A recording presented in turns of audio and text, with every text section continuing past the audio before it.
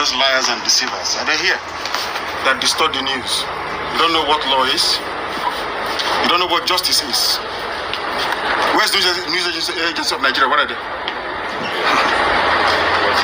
You don't know that God is a God of justice. You don't know that? That God in heaven is a God of justice. You don't know that? Today. So when he appeared in court, they say he should proceed with his defense. And Nnamdi Kanu told them that from information he gathered from the brief and the document before him, that there is no need of bringing those people that he called for to stand as witness for him. From the information he got from his the study, yes, that there's no point of calling those people. And he shouted, "Hallelujah!" in the courtroom. So God has vindicated him. That he has no case to answer. From the brief, he has no case to answer. That there is no instant law of Nigeria that indicted him. You know, for the fact that the foundation they are building this thing against him is just for the foundation. So there's something they put on top of it that stand. So God has said it.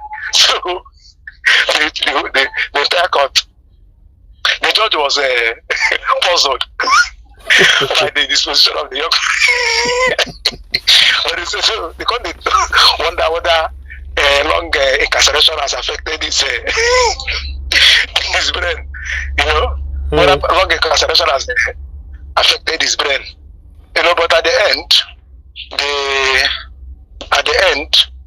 the man now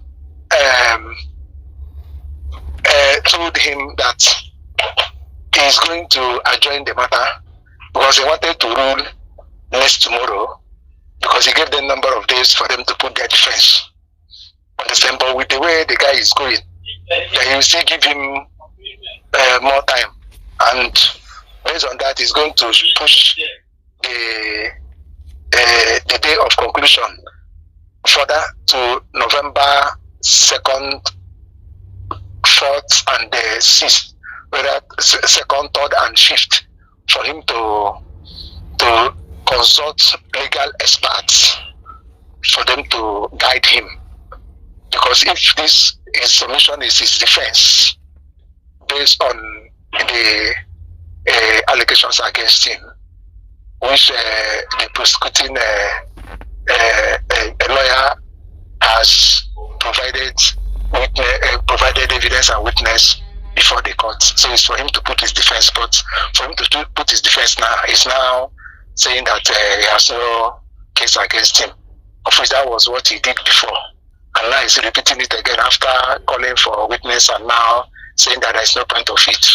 They should consult legal experts that after that adjournment of 2nd, 3rd, and 5th, that the court will rule. The court will rule if that is his stand. But why he's shifting it to that is for him to consult his CC. Understand? So, and the thing has created another tension again. Because from the look of things, I don't know whether that sacking of his lawyers was a kind of an agreed plan with his lawyers or whatever. But he has done that before. No?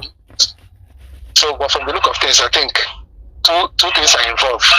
One, the government will not do that because it will become an embarrassment to the government to stop the case midway. That must be pronouncement. Even if government is going to pardon him or commute whatever sentence they are going to give him, or death, or life imprisonment, or whatever. But the government would want that to be pronounced. What government is just trying to do is just to set the precedence, so that tomorrow somebody will not hide under the way Nnamdi Kanu was treated to begin to foment trouble.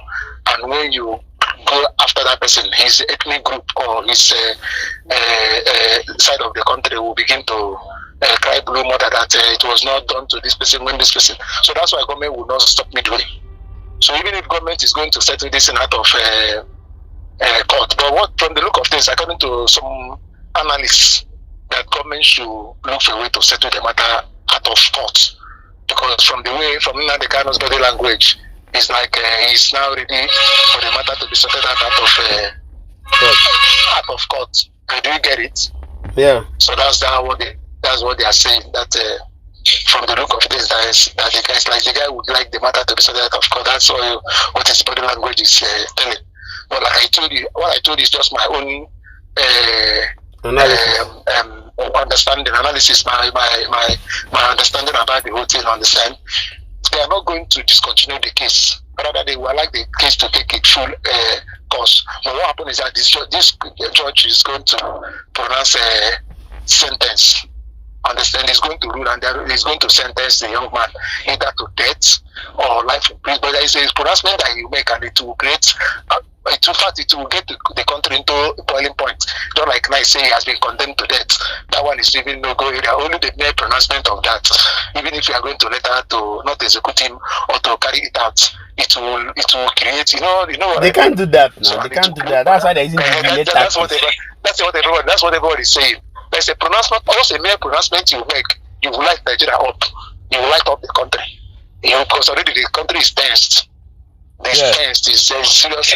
So that's just the thing. The country is really highly tensed too. Highly tensed. So what is it about Nnamdi Kanu faulting media reporting? That the media is biased in their reporting. God is a God of justice. Is faulting the media reporting. You want to listen to it? No, I didn't listen to that. But the truth of the matter is that the Yorubas control the media.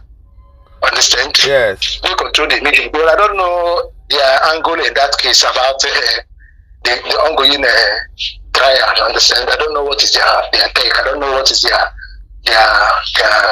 position about the whole thing. That's just the thing.